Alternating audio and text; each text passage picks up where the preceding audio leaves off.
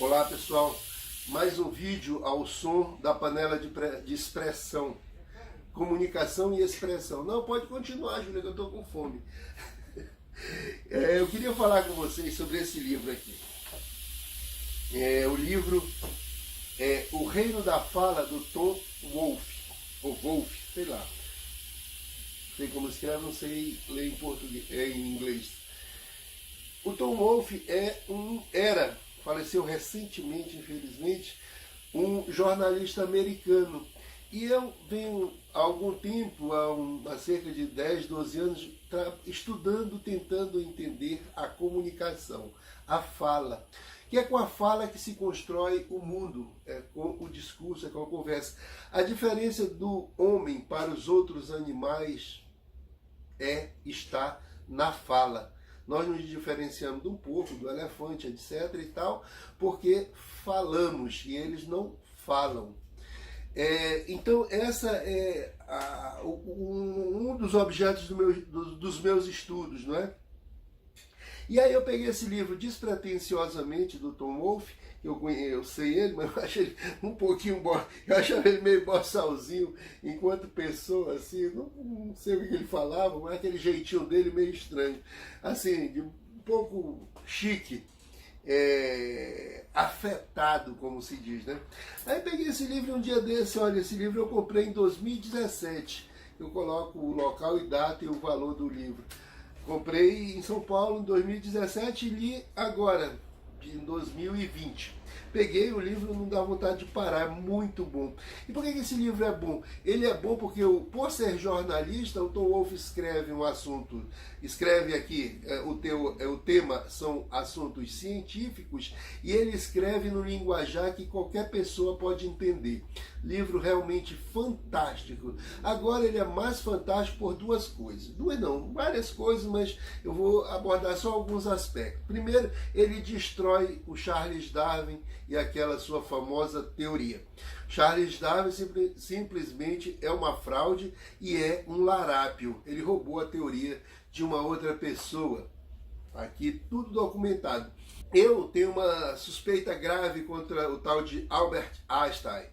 E tenho alguns documentos que eu ainda estou trabalhando neles. Eu tenho um artigo aí nas redes, na internet, que chama Seria Einstein uma fraude? O Tom Wolfe foi mais feliz em desmascarar o Darwin, porque o Darwin guardava toda a correspondência dele. Não a que ele emitia, claro, mas a que ele recebia e ele ia guardando, não é? Ele está toda na internet, é disponível, e lá está a prova de que o Darwin é uma fraude. E a teoria do Darwin não se sustenta. Então o primeiro que ele ataca, direto no fígado, ele gosta disso, ele gostava de boxe, né? No queixo, etc. e tal, é o Charles Darwin.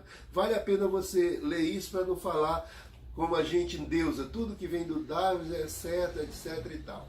Não que a teoria criacionista, que Deus criou o homem do barro, isso é uma bosta também. Não vale nada. Mas a do Darwin também não fecha, não explica. E principalmente ele se apropriou de algo que é de uma outra pessoa e está errada também, principalmente quando se chega na questão da fala. Esse foi o primeiro derrotado. Ele foi para um outro. Esse foi o primeiro combate do Tom Wolfe. Depois o Tom Wolfe vai para um combate com outra vaca sagrada, como se diz, outra sumidade da atualidade, que é aquele Chomsky, Noam Chomsky. Noam Chomsky era até recentemente considerado o pai da linguística, o cara que entendia, que ele descobriu a gramática universal. Isso seria algo no cérebro humano, que tem o cérebro humano essa capacidade de criar linguagem, e que todo ser humano, em todo canto do mundo, por isso chama gramática universal, é capaz de criar a linguagem e etc e tal. Esse órgão nunca foi comprovado, né? Daí ele andou levando umas cacetadas, o coisa também se destruiu. Nesse livro, o Wolfe começa o livro com o Chomsky e mais uns 11 cientistas dizendo que jogavam a toalha.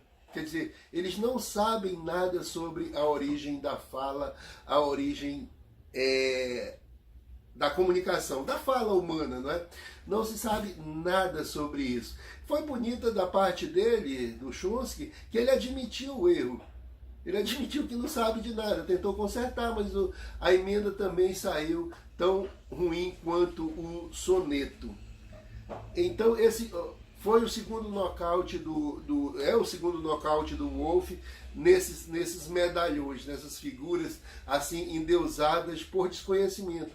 Às vezes a gente endeusa porque não sabe realmente, não estudou, não tem acesso a um outro conhecimento que demonstra a total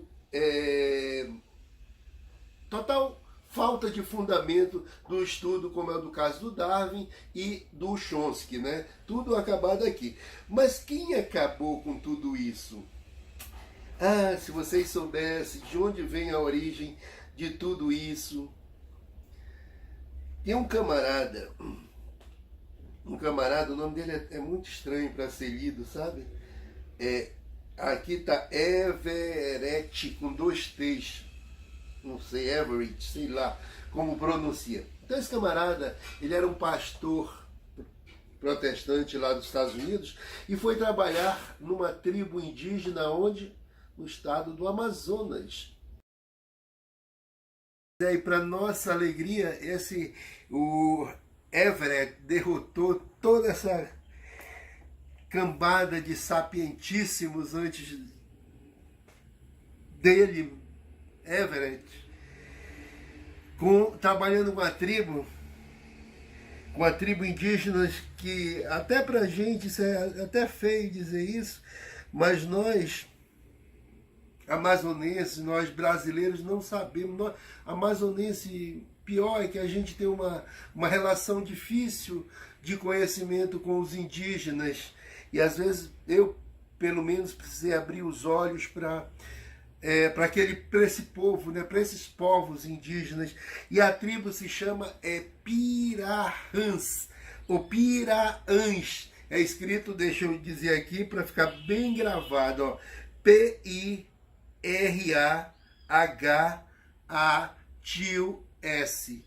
Piraãs. É porque no Amazonas nós não pronunciamos o H. O H para nós não tem som de R. Nós não pronunciaríamos Haddock Lobo, e sim Adoc Lobo. O H é mudo mesmo, como é para ser, como deve ser. Então, os Piraãs ou Pirahãs, se pronunciarmos o R. Lá ninguém pronuncia o nome do escritor, não é Atum, não é Ratum, aliás, é Atum.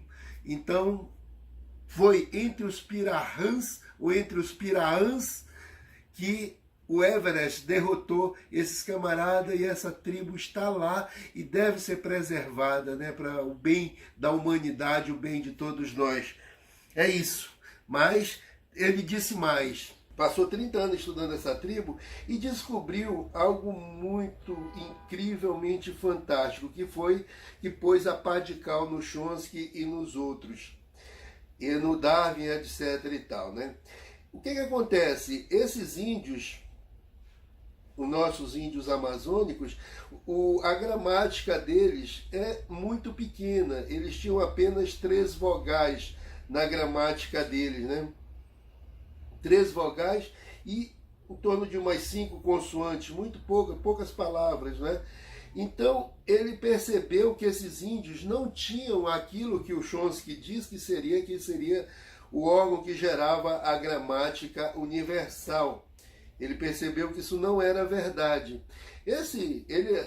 Ele acabou com a teoria do Chomsky, e também aconteceu algo muito engraçado com ele. Ele se tornou ateu. Ele deixou a religião que ele professava, que ele foi lá para converter os índios, e os índios acabaram convertendo-no. Então, o que ocorre? Esses índios, os nossos índios amazônicos, eles não sabem, eles não conhecem o número.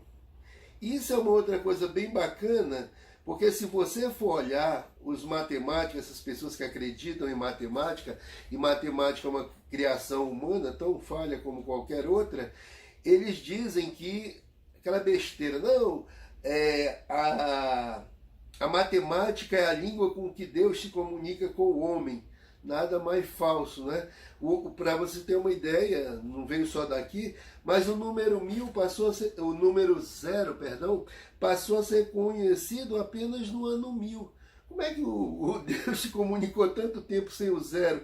Hoje ninguém vive sem o zero, né? Até a concepção binária do computador é 01, 01, 0, liga, desliga, né?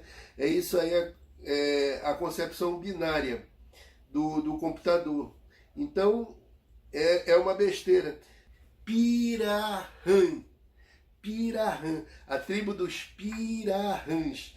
Lá fica ali perto do município de Humaitá, no Amazonas. Lá está essa tribo, né? E que foi que deu o fundamento para esse camarada, o Everett, derrotar toda essa turma aí que nunca tinha saído, como diz aqui o próprio Wolff, nunca tinham saído do ar-condicionado, nunca fizeram uma pesquisa de campo, então ficaram teorizando, e esse camarada, esse linguista, ele era linguista, assim, foi para lá e passou 30 anos e acabou detonando, como se diz, a teoria dessas figuras, dessas estrelas do conhecimento universal, que é o Darwin e o Chomsky. Não, Chomsky.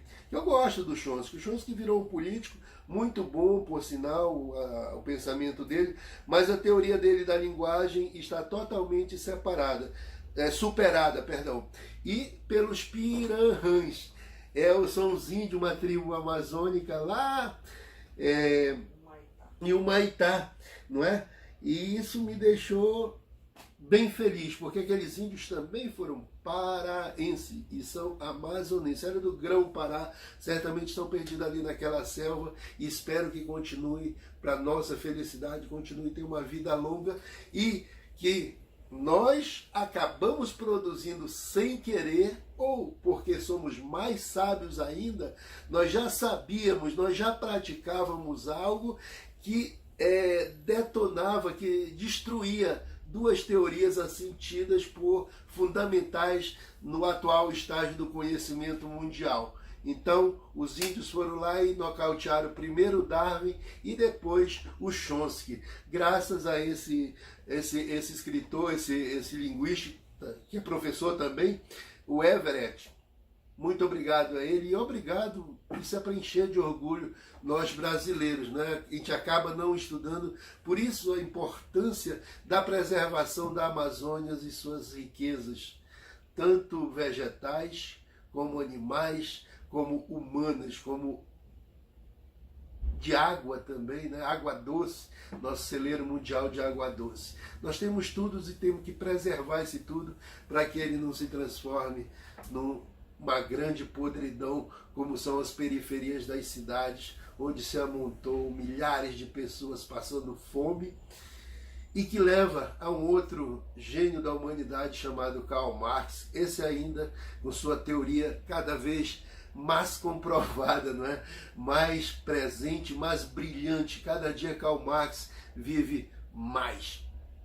Então, reunamos conhecimentos, olha o S, e sigamos nessa jornada da vida. É isso aí, pessoal. Tchau.